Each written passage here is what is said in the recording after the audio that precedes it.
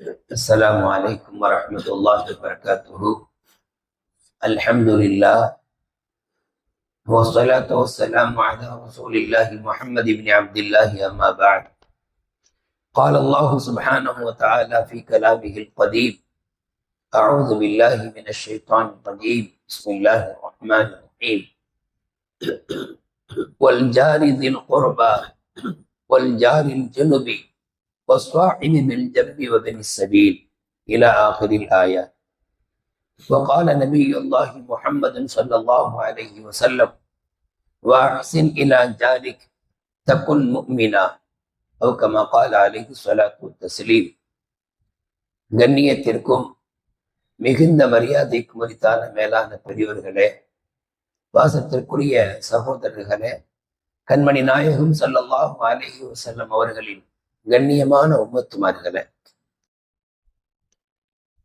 நாம் குடும்பமாக மஹல்லாவிலே வசிக்கிற போது சில பல துன்பங்கள், இடையூறுகள் ஏற்படத்தான் செய்யும். நாம் ஒன்றும் தனியாக வசிக்கவில்லை. தெருக்களிலே, அதுவும் அடுக்கு வீடுகளிலே, அடுத்தடுத்த வீடுகளிலே நாம் வசித்துக் கொண்டிருக்கிறோம். இது ஒரு சிறந்த குடித்தனம். ஒரு மனிதர் ஊரை விட்டும் மக்களை விட்டும் தனியாக ஒதுங்கி வீடு கட்டி வாழ்வதை விட மக்களோடு மக்களாக வாழ்ந்து அவர்கள் மூலமாக வரக்கூடிய சிறிய பெரிய இடையூறுகளை யார் தாங்கிக் கொள்கிறாரோ அவர் சிறந்த மனிதர். ஹதீஸ்ல நபி ஸல்லல்லாஹு அலைஹி வஸல்லம் சொல்வாங்க: அல் முஸ்லிம் அல்லதி யுகாலித்து நாஸ வ யஸ்பிரு அலா அதாஹும் கைரும் மினல் முஸ்லிம் அல்லதி லம் யுகாலித்து நாஸ வ லம் யஸ்பிர் அலா அதாஹும். எந்த முஸ்லிம் மனிதர்களோடு கலந்து இருந்து அவர்களுடைய இடையூறுகளை எல்லாம் தாங்கிக் கொள்கிறாரோ அவர் சிறந்தவராக இருக்கும். யார் மக்களோடு கலக்கவில்லை, அவர்களுடைய அந்த துயரங்களை இடையூறுகளை பொறுத்து கொள்ளவில்லை, அவரை காட்டிலும் அப்படின்னு ஹதீஸ் ரொம்ப தெளிவாக வந்திருக்கு. அப்படி பார்க்கும்போது நாம இருக்கக்கூடிய பகுதியில நம்முடைய அண்டை வீட்டார்கள் மூலமாக சில பல இடையூறுகள் வரத்தான் செய்யும். நாம அதை அப்படியே அட்ஜஸ்ட் பண்ணி பொறுத்து சகித்து கொண்டு போகணும்.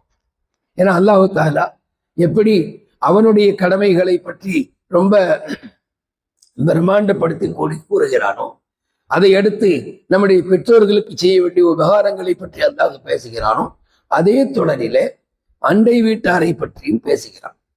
நெருங்கிய அண்டை வீட்டார், தூரமான அண்டை வீட்டார் என்றெல்லாம் அல்லாஹ் தஆலா குர்ஆன் ஷரீஃபிலே வல் ஜாரிதில் குர்பா வல் ஜாரில் ஜுனுபி என்று அல்லாஹ் பேசுவான். அப்படின்னா என்ன பொருள்? அண்டை வீட்டார்கள் மூலமாக வரக்கூடிய சிறிய பெரிய இடையூறுகளை நாம் தாங்கிக் கொள்ளணும். இந்த தாங்கிக் கொள்வதற்கும் ஒரு லிமிட் இருக்கிறது. சொல்ல வர்றது அதுதான். இன்னைக்கு தலைப்பு அண்டை வீட்டாரின் இடையூறுகளை வெறுமனே பொறுத்து கொள்வது என்பது மட்டுமல்ல, சில சமயம் அது அளவு கடந்து வரும்போது லேசாக நாம் ஒரு எதிர்வினை ஆற்றுவதும் மார்க்கத்தில் அனுமதிக்கப்பட்ட ஒன்று. எதிர்வினை ஆற்றுவதுன்னா பதிலுக்கு பதில் அர்த்தம் இல்ல. அவர் செய்யக்கூடிய அந்த இடையூறுகளை, அவர் செய்யக்கூடிய அந்த டிஸ்டர்பன்ஸுகளை அவர் உணர்வது மாதிரி நாம நடந்து கொள்ளும். நீ செய்யக்கூடிய கஷ்டம் என்னால பொறுத்துக்க முடியல அப்படின்னு வெளிப்படுத்தணும். நாம நமக்குள்ளேயே சரி பரவாயில்ல, அவன் அப்படி செஞ்சுட்டு போறான், இப்படி செஞ்சுட்டு போறான், நம்ம தாங்கிக்கிறோம் அப்படின்னா நம்முடைய பொறுமையை அவர் பலகீனமாக எடுத்துக்கொண்டு, கோழைத்தனமாக எடுத்துக்கொண்டு மென்மேலும் அவர் இடையூறுகளை செய்யலாம். நம்ம அடிக்கடி பேசிக்கிட்டு இருக்கோம்ல, எப்படி பொறுமை என்பது, சகிப்புத்தன்மை என்பது மார்க்கத்தில் மிக உயர்ந்த குணமும், அதுபோல தேவைப்பட்டால் கொஞ்சம் வீரமாக நடப்பதும் விவேகமாக நடப்பதும் ஒரு உன்னதமான பண்பு தான். அப்போ அந்த அண்டை வீட்டார் அவருடைய இடையூறில் இருந்து நீங்குவதற்கு நாம ஏதேனும் ஒரு வகையான ஷார்ட் ட்ரீட்மெண்ட், அவர் உணர்வது மாதிரி உண்டான ஒரு காரியத்தை நாம் செஞ்சோம். ஹதீஸ்ல வருது.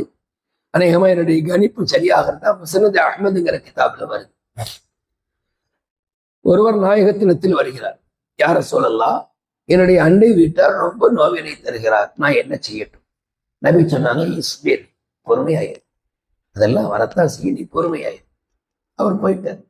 பிறகு 2 நாள் கழித்து மறுபடியும் யார சொல்லலாம், அவருடைய அந்த இடையூறுகள் நின்றபாடில்லை. அவரு நிறுத்தல, மறுபடியும் ஏதாவது ஒன்று பண்ணிக்கிட்டே இருக்கிறார். என்னமாவது ஒன்று குப்பைகளை கொண்டு போடலாம் நம்ம ஏரியாவில். ஏன்னா ஒரு அபார்ட்மெண்டா இருக்கும்போது நம்முடைய வீட்டுல கூட்டப்படக்கூடிய அந்த குப்பைகள் பொடிகளை கொண்டு வந்து பக்கத்து வீட்டுக்கு முன்னாடி போட்டுடலாம், யாருக்கும் தெரியாத மாதிரி. கேட்டா எனக்கு என்ன தெரியும், காத்தடிச்சு வந்திருக்கும், அப்படி ஏதாவது சொல்லிட முடியும். இப்ப இத மாதிரி அவர் மறுபடியும் தொடருகிறார். 3வது முறையும் அவர் தொடர்ந்த போது நபியிடத்துல இந்த சஹாபி வந்தாங்க, யார சொல்லலாம், அவர் இன்னும் தொடர்ந்து என்னை இடையூறு செய்து கொண்டே இருக்கிறார், என்ன செய்யணும்? ஒரு நபி சொன்னாங்க, ஒரு ட்ரீட்மெண்ட், நீ உங்க வீட்டுல உள்ள பொருள் எல்லாம் எடுத்து வெளியில தூக்கி போட்டு உட்காருங்க.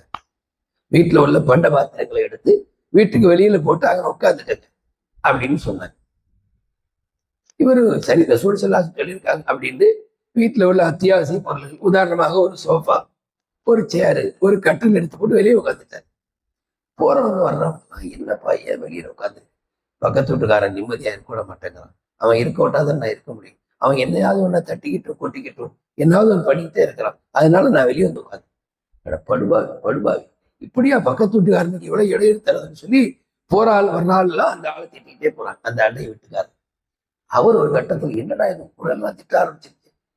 நம்ம ஒருத்தருக்கு இடையூறு பண்ணா அவன் செய்த அந்த செயல் நம்ம தெருவுல வர்றவங்க போறவங்க எல்லாம் நம்மளை சபிக்கிற மாதிரி நம்மளை திச்ச வராயின்னு சொல்லி அவர் நேரம் நயம் செல்ல சொல்லிட்டு வந்து, அவருக்கு எதுவும் புரியல, எதனால திட்டுறாங்கன்னு தெரியல. ஆனா போறவங்க எல்லாம் நம்மளை ஏசி பேசிக்கிட்டே போறாங்க. ரசூலுல்லாஹ்ட்ட வந்தாங்க, யார் ரசூலுல்லாஹ், என்னன்னு தெரியல, எல் அனுனி அன்னாஸ், மக்கள் எல்லாம் என்ன சபிக்கிறாங்க நாயகன், என்னன்னு தெரியல.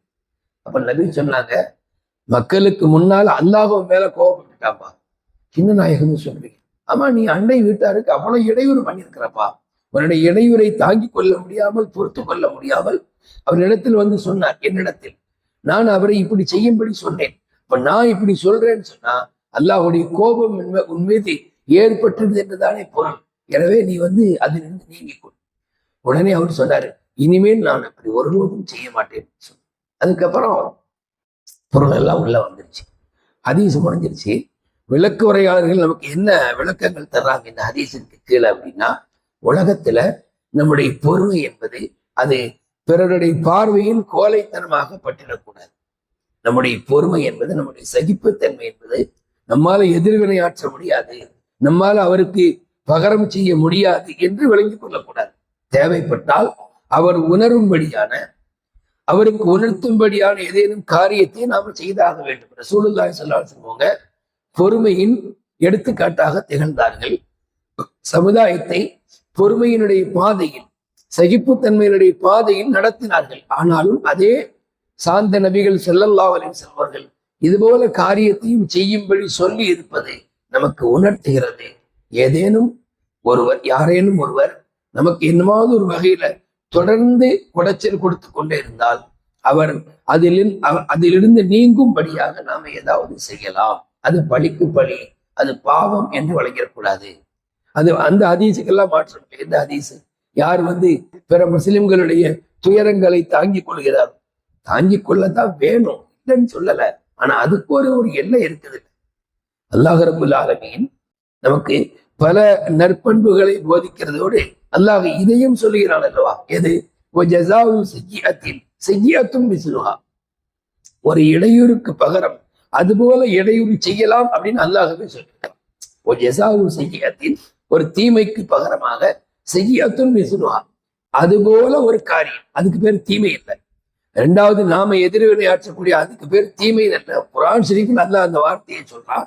அதனுடைய கருத்து என்னன்னா, அவருக்கு நாம அது போல ஒன்று செய்யலாம், ஆனா அதுல எல்லை மீறிடக்கூடாது. இப்போ அந்த சஹாபி பொருட்களை எல்லாம் வெளியில தூக்கி போட்டு உட்கார்ந்திருந்தது, அது பலிக்கு பலி என்பதை விட அந்த அண்டை வீட்டார் உணரணுங்கிறதுக்கு நபி ஸல்லல்லாஹு அலைஹி வஸல்லம் கொடுத்த ஒரு யுக்தி அது. அப்ப இது போல ஒரு விவேகமான காரியங்களை செய்து சில யுக்திகளை மேற்கொண்டு நாம் பிறருக்கு அவர் செய்யக்கூடிய அந்த அநீதங்களை உணர்த்தலாம். என்னைக்குமே அநீதத்தை நாம பொருந்தி கொள்ளக்கூடாது, அநீதத்தை வெறுக்கணும்.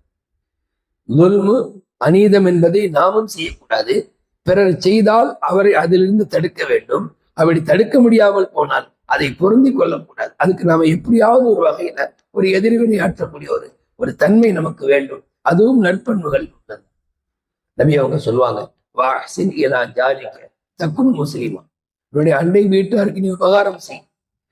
உன்னுடைய அண்டை வீட்டாருக்கு நீ உபகாரம் செய், அப்பொழுது நீ பரிபூர்ணமான முஃமினாக ஆகுவாய். அது எல்லாமே ஹதீஸ் அந்தந்த இடத்துல மிகச் சரியான மாயனாவை அர்த்தத்தை தருகிறது. அதே சமயம் நம்முடைய அந்த பொறுமைக்கு எல்லையை கடந்த ஒரு நிலை ஏற்பட்டால் அப்ப நாம அதற்கு சரியான ஒரு பதில், அதிகப்படியான பதில் அல்ல, அவருக்கு பழிக்கு பழி என்று அவர் உணரும்படியான அளவுக்கு நாம செய்வதல்ல. நான் இதை விரும்பல, உன்னால எனக்கு இடையூறு எல்லை மீறுகிறது என்பதை உணர்த்த வேண்டும். இதுக்கு தான் இந்த சம்பவம் நமக்கு ஒரு பாடமாக இருக்கு. ரப்பல் ஆலமீன் அல்லாஹ் தஆலா நம்மை நற்பண்புகள் கொண்ட மக்களாக, நம்மால் பிறருக்கு எந்த வகையிலும் இடையூறு இல்லாமல், குறிப்பாக அண்டை வீட்டாருக்கு நம்மால் எந்த இடையூறுகளும் இல்லாமல் அதற்கு அல்லாஹ் தௌஃபீக் செய்வானாக. ஆமீன் ஆமீன் யா ரப்பல் ஆலமீன். அஸ்ஸலாமு அலைக்கும் வரஹ்மத்துல்லாஹி வபரகாத்துஹு.